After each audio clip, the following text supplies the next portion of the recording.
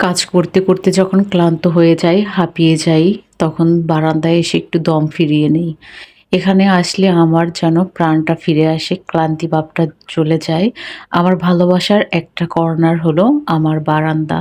Hello everyone, আসসালামু আলাইকুম। কেমন আছেন সবাই? চলে আসলাম নতুন আরেকটা ব্লগ নিয়ে। কাছে দূরে যারা দেখবেন, দেখার শুরুতে একটা করে লাইক দিয়ে দিবেন, সাপোর্ট করে সাথে থাকবেন নতুন নতুন ভিডিও পেতে। ছেলেদের থেকে হাজার গুণ ধৈর্য দিয়ে নারীদের আল্লাহ পাঠিয়েছে দুনিয়াতে, সেটা আসলে না হলে সংসার জিনিসটা আসলে হতো না।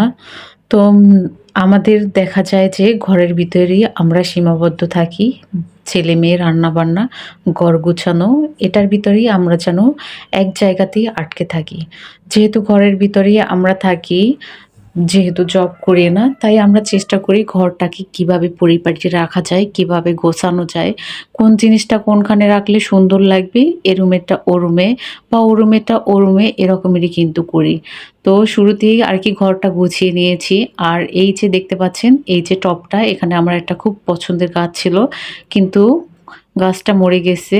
এটা আসলে অনেকটা কষ্ট লেগেছে। তারপর ওই রুমে যে আমি যে গাছগুলো রেখেছিলাম, সেগুলোকে ওই যে গাছটা আর কি মরে গেছে, টবটা সরিয়ে এই সাইডে করে আবার গাছটা সেট করে দিলাম অ্যাকুরিয়ামের সাইডে। তো এখানে ভালো লাগছিল না ওখানে ভালো লাগছিল, অবশ্যই কিন্তু আপনাদের মূল্যবান মতামত দিয়ে যাবেন যে কোন জায়গায় এটা বেশি ভালো মানিয়েছে।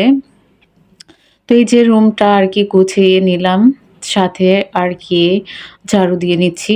রাতে কিন্তু আমি ঝাড়ু দিলাম, এটা কিন্তু সকালের ভিডিও। তারপরও এক রুম থেকে কি পরিমাণ ময়লা বের হয়েছে। আর এই যে ফ্রিজটা দেখতে পাচ্ছেন, আমার খুবই শখের একটা ফ্রিজ, তাই সেজন্য আমি সবসময় একে যত্নে রাখি। প্রতিদিন একবার হলেও আমি মুছে রাখবো, যাতে করে দেখা যায় কালো তো হাতের ছাপ লেগে যায়, ধরলে জুনান, হিম, ছোট মানুষ ওরা এসে বারবার খুলে হাতের ছাপ লেগে যায়। সেজন্য আমি প্রতিদিন কিন্তু আমার এই শখের ফ্রিজটা মুছে খুব যত্ন সহকারে রাখি। এই যে ফাইনালি গুছিয়ে নিলাম, এটা আপনাদের সাথে আগেও শেয়ার করেছি। এখন এই যে নতুনভাবে একটা লুক দিলাম। তো আপনাদের কাছে কেমন লেগেছে কমেন্ট করে কিন্তু জানাবেন। আর অবশ্যই আপনাদের মূল্যবান মতামত দিয়ে যাবেন। আমার যদি কথায় কোনো ভুল ত্রুটি হয়ে থাকে, অবশ্যই ক্ষমার দৃষ্টিতে দেখবেন, কারণ আপনাদের মাঝে একদমই নতুন আমি। তো এই রুমে এসেছি, এই রুমও গুছিয়ে ঝাড় দিয়ে নিলাম। আর বাহিরে মাশাল্লাহ বলে শান্তির বৃষ্টি হচ্ছে। তো এই বৃষ্টিতে কার কি খেতে মন চাচ্ছে কমেন্ট করে কিন্তু জানাবেন। সবার সাপোর্ট, ভালোবাসা চাই।